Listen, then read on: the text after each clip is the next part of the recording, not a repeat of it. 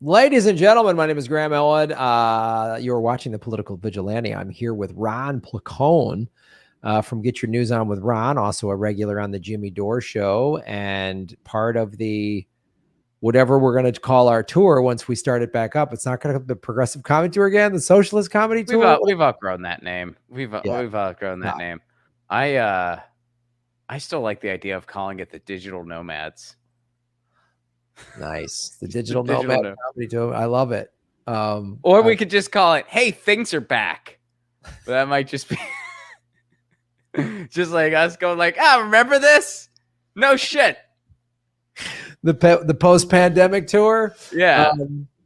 Yeah, we'll call it something like that. But one of the things I wanted to talk to you about, because we were just talking about this in terms of, politicians and pressuring Israel, but you brought up general strikes, and it's something all of us like in this space have been talking about. The hashtag general strike has been all over the internet for a while now. We are seeing what Palestinians in, I believe in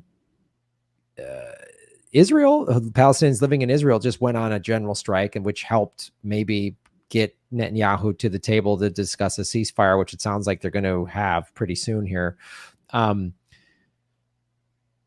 And McDonald's is now on strike. They're on strike, and they're calling for a boycott, which I urge everybody: do not shop at McDonald's. Do not shop at McDonald's. I'm there, Graham, and I've been doing this for years. I've been supporting this protest for so long. I didn't even know it. I have mentioned, I'm like, I really love when there's calls to action and it involves me altering my life in no way whatsoever. Like don't eat McDonald's, on it. Nailing this. I got you. Yeah. Now, if they ever say you can't eat pasta, I'm out of your revolution. I'm sorry. You're going to have to do it without me. You're going to have to. Emma Goldman said, I don't want to, if your revolution doesn't have dancing, I don't want to be there. Ron Placone saying, well, if I can't have pasta, I can't be at your revolution. It's not even that I don't want to be. I just can't. I'm sorry. So, okay, we got to have let me write this down. Pasta at the revolution. We got to have pasta at the revolution. So there's a lot of stuff happening now with, there's that, and this McDonald's thing, which is, I don't know, they might get some traction. And now there was, Amazon workers in Alabama were trying to get a union started, and it got voted down. But now stuff is starting to come forward that Amazon was meddling, right? And well, yeah, I mean, there was stuff right out the gate. I mean, the labor board pretty much put this stuff out, and there's a number of things that they did that were just very blatant intimidation tactics that should not be allowed. I mean, first of all, we'll start here and then we'll finish here. They wanted a mailbox put in to put the ballots in. Like they wanted to contract out this mailbox to just be, and by the way, it was like put in the center of the facility. There were cameras everywhere, and they're like, yeah, we'll collect the ballots here.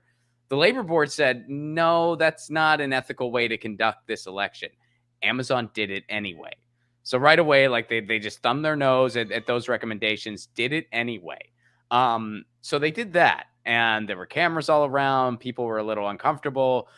When they would have meetings, first of all, their anti-union perspective was everywhere. Well, no one can stop them from doing that. Okay. But here's the other thing they did. Whenever they would have question and answer breakouts, if anyone would ask a pro-union question or say something relatively pro-union, they would have someone go up to that person, get their information. If it was more of an anti-union thing, they didn't do that. So it was a blatant intimidation factor. The other thing they did, well, so, hey, we can post our anti-union stuff everywhere because that's what the company wants. So the people who want the union, well, where can they post their information? Well, one of the things they can do is they can stand outside of the facility. And when there was like one kind of main entrance and a stoplight near the main entrance. Well, when people are going in, you can hand out literature while vehicles are stopped. So Amazon took out the traffic light. So the cars no longer stopped at that stoplight. So the union people couldn't pass out their information there. Amazon just randomly were like, oh, this traffic light, we just decided we don't need it anymore. They took it out so that people couldn't stop people to give them information. And then when this mailbox was being used randomly, there were 2 days where huge vote dumps happened. And on those particular days of these big vote dumps, they were like 90% no, which was a little random and not super probable. But so that was sort of like, okay, that's kind of shady. Here's what really adds to that shadiness. And here's the more recent development. Amazon had a key to that mailbox. So Amazon themselves were accessing that mailbox to get the ballots, and they had it the entire time. It's not like they just opened it at the end or that it was a third party who was just doing the counting, opening it. No, it was Amazon themselves who had full access throughout the duration of this mailbox that the labor board was against going in the first place. So I don't see how these results can stand. It's unbelievable. Like when you hear a story of like some, robber baron back in the 1920s taking away a stoplight, you go, God, that's so nuts. That would never happen. I mean, it's too obvious today. Oh, no. They just did it. Like this is old school, like slashing tire, just like unbelievable, like kind of crap. This is Jeff Bezos is allowing this happen. The richest man in the history of the world, who could pay all of his employees a fantastic union wage, give them health care. He would still be one of the richest people in the world. Yeah. Probably still the richest. I mean, yes. He'd probably still be, he is on his way to become a trillionaire. He could easily, and he just chooses not to because, you're a sociopath. You gotta be. Like, you can't. To become a billionaire, you either directly or indirectly, like, people get screwed over. And, the only reason I say indirectly is because, like, people like Paul McCartney, George Lucas, they are billionaires. Mm-hmm. I don't think Paul McCartney, necessarily did anything directly, but look at the music industry. Look at all the artists who weren't compensated fairly for songs that they wrote because of the color of their skin. That happened generationally. I'm not saying that's Paul McCartney's fault. Of course it isn't. He's not even a United States citizen. How can you blame him for systemic racism in a country he doesn't even live in? But he benefited from that unjust system. And if it wasn't for that unjust system, he wouldn't be a billionaire. He'd be very rich, but he wouldn't be a billionaire. Same with George Lucas. If it wasn't for all the injustices in the movie industry, that guy wouldn't be a billionaire. He'd still be very rich. And also, a lot more people also got screwed over for George Lucas to become a billionaire. Namely, everybody who saw Attack of the Clones in the theater. Let's start there. Well, that's a whole separate issue to talk about the war crimes of the prequels. Those he needs to be brought up at The Hague for that. And I don't acknowledge those movies. They're not Star Wars movies. They are educational videos that about international trade tariffs that students watch who are studying economics at the University of Naboo. So I actually thought the third one was okay, but you don't. I'm sure you disagree. 1,000%. But anyway, it was better than the first two, at least. Oh, Ron, are you kidding me? You hear what you just said? Better than the. It was better than those. It was better than a new or not. What was the first? Phantom Menace, right? That was like the first one. Phantom Menace, Attack of the Clones, right. And then the third one that I think is okay, but forget the name of. I think Episode 3, whatever it was called. You didn't think the Vader Obi-Wan fight scene was kind of cool? Like, you didn't even think that was kind of cool? I think I fell asleep, Ron. Like, I can't. Kind of cool, fine. He finally becomes Vader.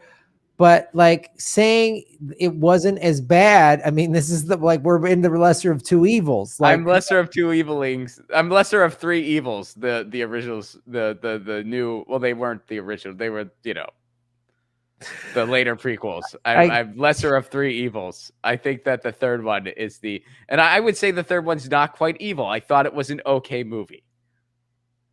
I didn't think it was great. I thought it was okay. Now, how excited were you on a scale of 1 to 11, one being super excited, 11 being like, I shit my pants twice, when they just brought back the Emperor for no reason. Were you stoked? Weren't you stoked? Didn't you love that? Wasn't that like your favorite moment ever? Sure, Ron. I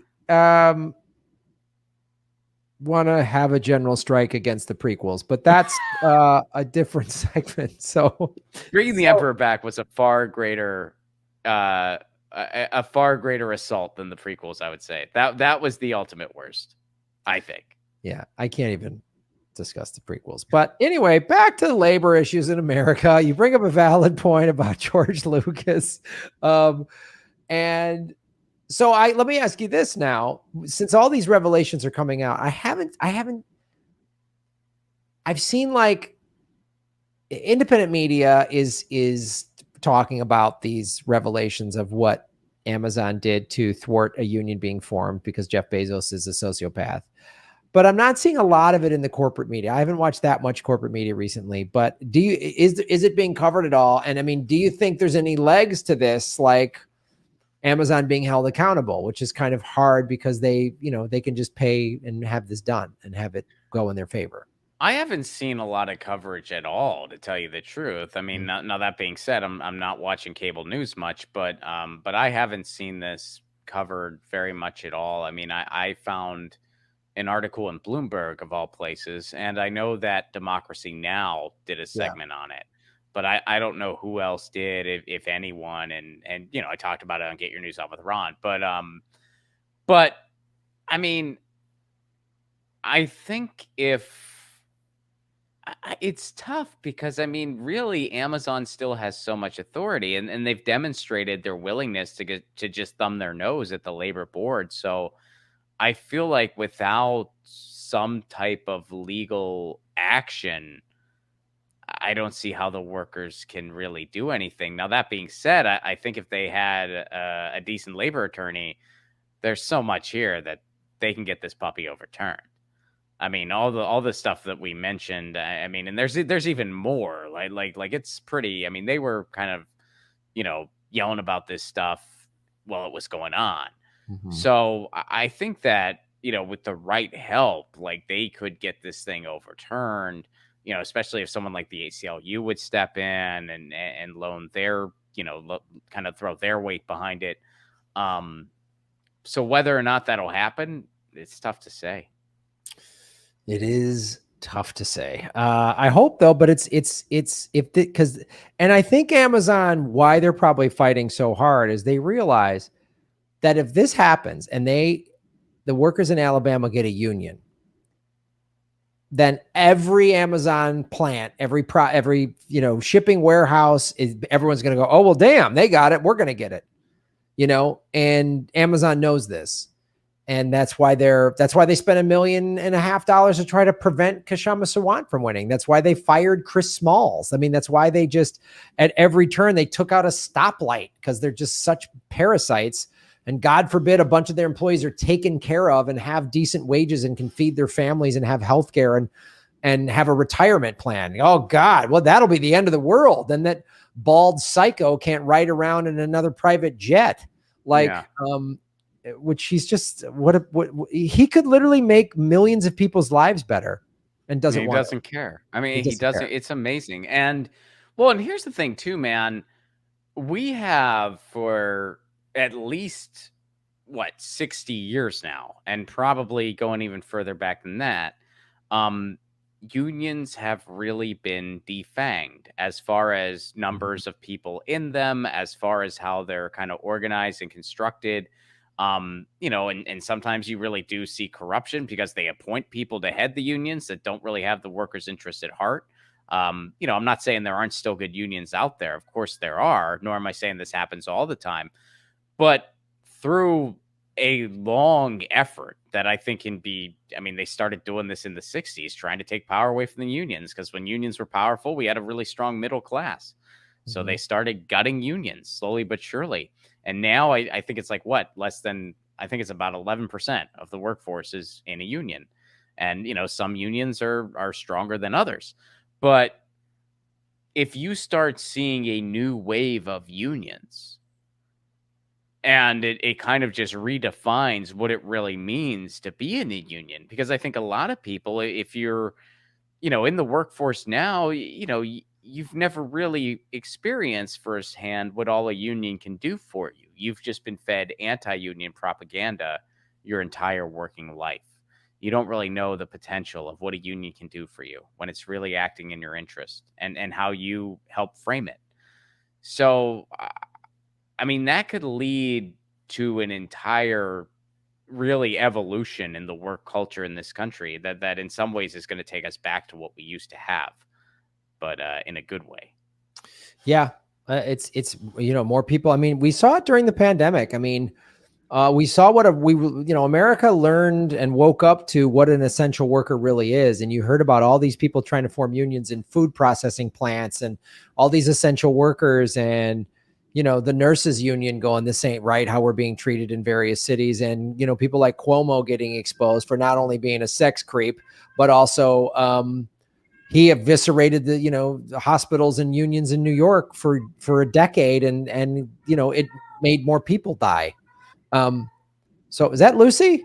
Yeah, she's really concerned about this. Yeah, I didn't know if you could hear her or not. I'm like, she's being loud. Yeah, I don't know what her deal is. It's not time for her to eat yet, so I don't know.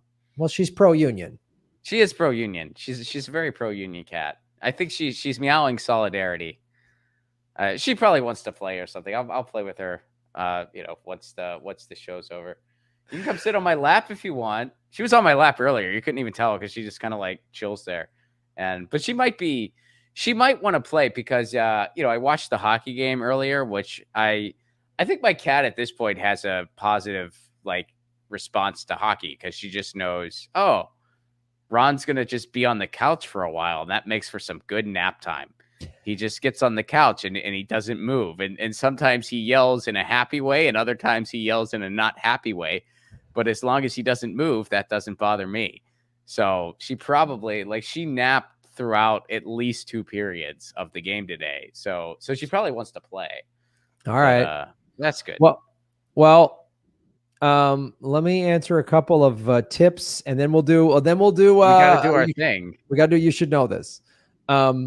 MHC, thank you for supporting the show at rockfin.com/Graham Elwood. Remember now, if you become a Rockfin premium member, you get my premium content, Ron's, Annalise Garcia, Status Coup, Jimmy Dore, Lee Camp, Kim Iverson, Convo Couch, Whitney Webb, Richard Medhurst, Abby Martin just joined. Dave Anthony's there. The list goes on and on. Status Coup. Yep. I remember hearing that the cruise ships passing through Venice would wreak havoc with the plumbing in many of the buildings they sailed past, not to mention any more gradual damage they were causing. So I imagine them not crossing through the city is definitely a positive development for people living there. That's good to hear. Yeah, it sounds like it. Yeah, I mean, Venice, which, by the way, one of my favorite places I've ever been. Venice is so freaking cool. But yeah, I know they need...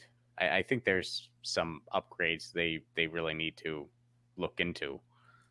Yeah, I mean, God, when I was there, I don't know all the details, but I was there maybe 17, 18 years ago, and they were doing all this construction of prop buildings up and stuff like that. So, Bill Nye, that's another place that's badass, man. Venice is, I mean, we're talking about Livorno's a pretty bad. Venice has I had this Italian professor when I was in college who was he was really into punk rock music and stuff. So we hit it off pretty good, and he would tell me stories, and he was kind of, I think he was a little bit of a bullshitter, but he told me this story where Fugazi, the band Fugazi, got into a fist fight with a bunch of Italian communists over some political debate they were having. That was Fugazi's a pretty lefty band, so I don't know what the specific disagreements were all about, but they were having a conversation about something, and it it broke out into a fist fight.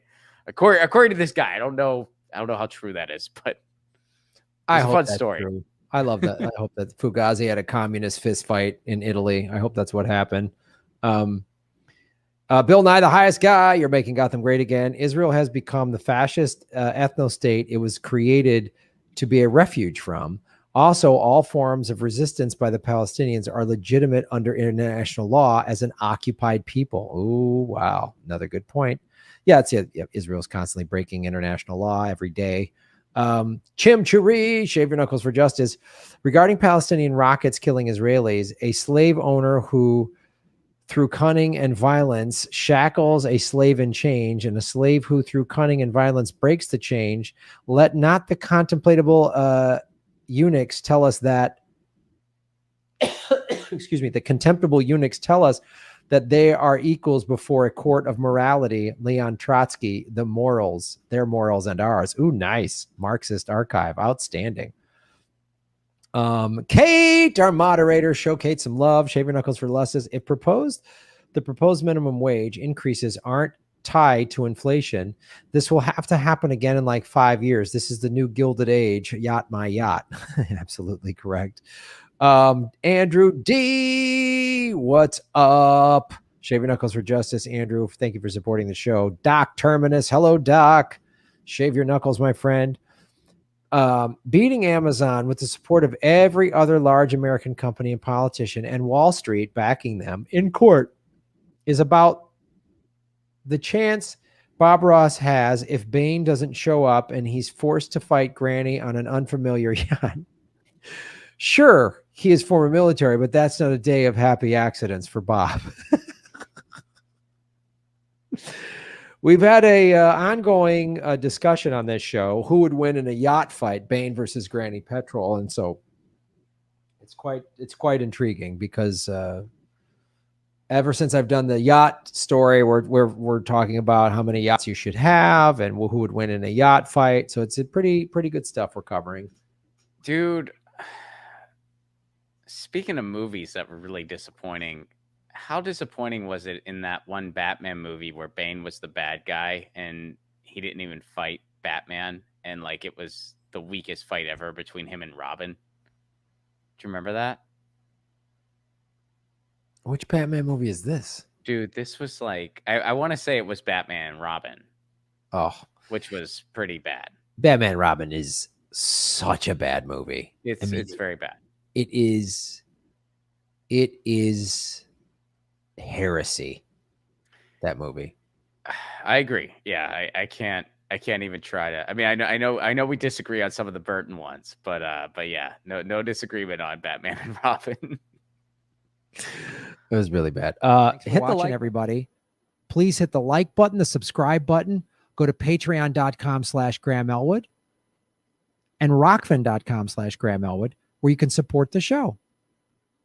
Also, I have a Bitcoin wallet, a Bitcoin Cash wallet, and an Ethereum wallet in the show notes. We're taking cryptocurrency. I have a Coinbase affiliation link. We're going to be getting on some other exchanges. So that's how you support the show. Make sure you hit the subscribe button. YouTube is unsubscribing us at an alarming rate. I have a PayPal button at GrahamElwood.com. I even have a Venmo at Graham-Elwood. There's a lot of ways to support our show. We are getting crushed by YouTube. We've dipped under 73,000 subscribers because of YouTube. Thanks for supporting what we do.